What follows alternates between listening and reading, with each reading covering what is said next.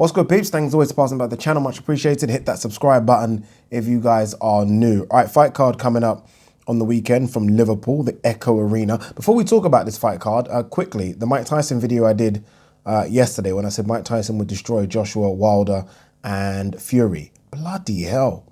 I mean, some of the comments I've got on that video, calm down, people. Yes, I might have exaggerated it a bit of hyperbole in there, but I mean, I've got some emails from some people saying, Ada, you don't know what the fuck you're talking about. How dare you? And I'm like, calm down. Ain't that serious. Look, I might have exaggerated how Mike Tyson beats them and what round Mike Tyson beats them in. And if Mike Tyson can just knock him out like that, that might have been a slight exaggeration on my part. But I still do believe Mike Tyson beats all three. That's what I believe. We all can have our opinions, right? I'm definitely not boxing gospel or a boxing encyclopedia. So there are some times when I do get shit wrong or I do exaggerate, but it's just my opinion. It's like, I think, for example, like R9, Ronaldo R9 is the best footballer I have ever seen. Now, some people will say, how dare you? Messi and Ronaldo have scored 1,000 goals each. I don't care. I just think R9 is the best footballer I've ever seen. And it's the same with Mike Tyson. I mean, I don't care if Tyson Fury is 7 foot and has an 87-inch reach. I think Tyson would destroy him. Just an opinion, people. Yeah, I'm not doing those videos again. That is the last one, boy. All right, let's look at this Liverpool card. Remember, this Liverpool card was supposed to feature David Price. I don't know who against. I don't know if an opponent was announced at the time, but I wonder if he's regretting taking that Derek Chisora fight. Obviously, it was more money. It was a pay-per-view. It was an opportunity, right? You beat Chisora, and then your name's in the mix, like the way Chisora's is now for fights against Usyk and the Joseph Parker fight that should happen. But I do wonder if he regrets it, and not just because he lost. And obviously, you are going to regret taking a fight if you lost, but just because he took it on short notice. I'm guessing they would have put him in against someone that he would have probably wiped the floor with on this card, and then he would have got the opportunity to fight someone of Chisora's kind of ranking later on down the line.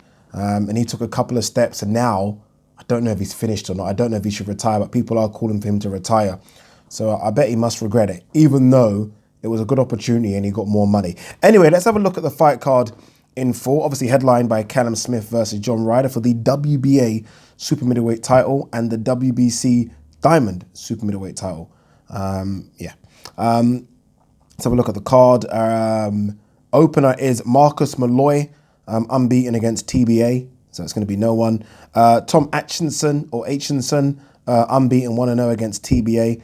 So it's going to be against no one. A light heavyweight fight between Thomas Hart, who is 3-0, and Josip Perkovic, who is 6-10. So you don't need to be a genius to work out who's going to win that one. Tom Farrell, 17-2, versus Sean Masha Dodd, who is 16-5. Has Sean Dodd been added to this card? I feel like he's a recent addition. I don't remember seeing his name when his card was first announced.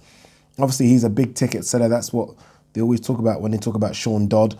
I'm sure, let's have a look at his record. I'm sure he's lost his last 3 or 4, hasn't he?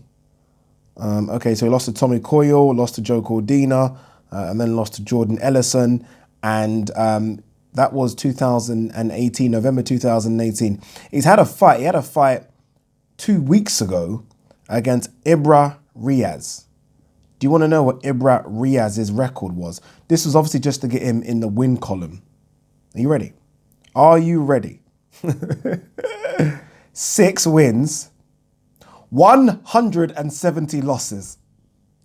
Fucking hell. And 4 draws. Sean Masha Dodd beat him on points. To be fair, those type of guys know how to survive, so it's no shame that Masha Dodd didn't knock him out. But yeah, that's his most recent win, and he fights Tom Farrell.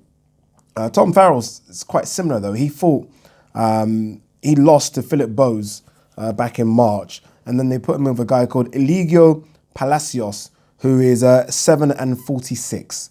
So a bit better than 6-170. But nonetheless, I mean, these guys should put on a decent little scrap, right? It's one of those fan entertaining fights, but I would go with Tom Farrell to win that one. Super welterweight division here, Anthony Fowler against Harry Schaaf. Harry Schaaf unbeaten, But this is a big step up for him against Anthony Fowler, who I had high hopes for. I have to be honest with you. There was a bit of a Carl Froch thing about him. But yeah, I don't think he's going to go past European level.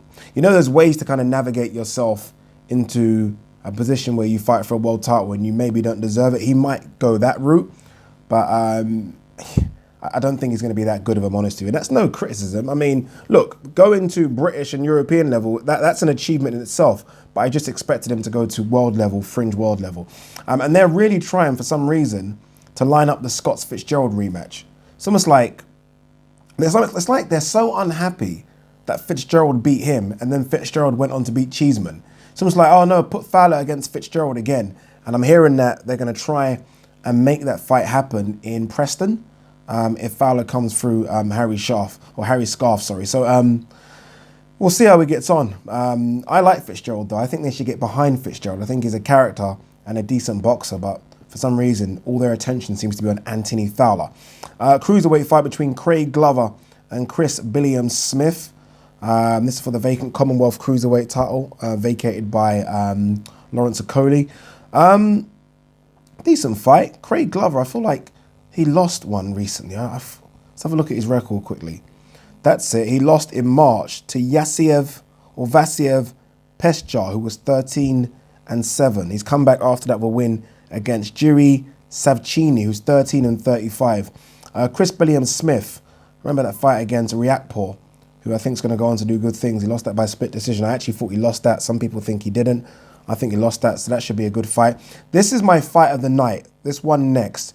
James Tennyson versus Craig Evans. James Tennyson, decent fighter. Won a few and then fought Tevin Farmer and got stopped in that fight. I don't know if you guys remember that back in 2018. Has won 3 since then. Not against great opponents. I mean, his last fight was against Atif Shafiq back in August, stopped him.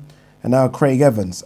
This should be a good scrap. I don't know what belts on the line. Both of these guys have got fringe belts. Tennyson's got one of these WBA international belts. And Craig Evans got a WBO European belt. So it should be a good fight between these two. Definitely fight of the night. All right, to the main event, Callum Smith versus John Ryder. Actually, let me take that back, actually, because I want to look at John Ryder's record very quickly, just so I can read out his opponents. Callum Smith obviously wants to step up, and he's been talking about all the big names. I think I heard this week the possibility of Callum Smith versus Sergey Kovalev, although I thought Kovalev was done. So they're talking about maybe that fight happening in the summer. He's talked about GGG, he's talked about Canelo, he's talked about Billy Joe Saunders. He needs to get through this hurdle, which is John Ryder. John Ryder, decent fighter at 168. Looks better at 168 than he does 160. He's only lost one fight at 168, and that was to Rocky Fielding by split decision. A lot of people, including myself, thought he won that fight. Since then, he's beat Patrick Nelson, Jamie Cox, Sirotkin, and Bilal Akawai. There was a lot of talk about him fighting Chris Eubank Jr., which I think would have been a better fight for him. But let's be honest, those names I just mentioned can't touch a glove to Callum Smith. I mean, Callum Smith's a level above all those guys, and I do think Callum Smith's a level above John Ryder. I do think it's a good fight. John Ryder's best chance, obviously, is to make it close, right? Get close, get up close and personal. But Callum Smith can fight on the inside as well. He's a lot bigger as well. This is pretty much like a middleweight versus a light heavyweight. They will weigh the same for about 10 minutes. They'll step on the scales at 168, and then Callum Smith's going to rehydrate to something big. John Ryder will rehydrate as well to something big, but nowhere near the same weight as Callum Smith. I'd love to know what these guys are going to weigh on fight night. I just think Callum Smith's better in every department than John Ryder. And I think John Ryder's a decent fighter. I think he'll make it tough, he'll make it rough, but if Callum Smith gets the distance, which he can get, he's good enough to do that, and then starts loading off with those big right hands, great jab, good foot movement, John Ryder's in trouble. And I predict this one will probably be a late stoppage. I wouldn't be shocked if it goes to points, but I do predict Callum Smith getting rid of John Ryder sort of rounds 8 to 10. He needs to make a statement. He needs to make a big statement so that we then scream for the GGG fight, the Canelo fight, the Billy Joe Saunders fights next summer. If he doesn't make a statement, then I don't know. It's difficult for Eddie Hearn to try and sell us anything special with Callum Smith, especially when Callum Smith wants to be on pay-per-view, Once at Anfield, which is obviously a very big venue. So he's got to make a statement. I think he will, but we'll see how he gets on. No shame in John Ryder losing this one. Remember, this is a mandatory, by the way. This isn't a voluntary. A lot of people are complaining about this matchup. It is a mandatory. He's put himself in that position. But again, I do think the Chris Eubank Jr. fight would have been better for him. I think Callum Smith's just too big, too strong, too fresh, right? There's been no damage on Callum Smith whatsoever, really. And I expect him to get the job done. And fingers crossed he gets the big fight he's looking for next year, whether that be Billy Joe Saunders or what's more realistic. He's not going to get Canelo. I don't think he's going to get Golovkin. So really, Billy Joe Saunders is more realistic than all of them. Although Billy Joe Saunders is chasing Canelo and Golovkin himself. So we'll see what happens. What do you guys think? What do you guys think of the card? Let's have a look at that card again. So we have Marcus Malloy, we don't know. Tom Aitchison, we don't know. Thomas Whitaker versus Josip Perkovic. Tom Farrell versus Sean Masha Dodd, 6 and 170. Anthony Fowler versus Harry Scarf. Greg Glover versus Chris Billiam Smith, good fight. James Tennyson, Craig Evans, fight of the night. And Callum Smith versus John Ryder. Decent Saturday night's worth boxing, right? You wait for that, then you, don't know, go out, have a drink, then come back and watch Deontay Wilder versus Luis Ortiz. Peace!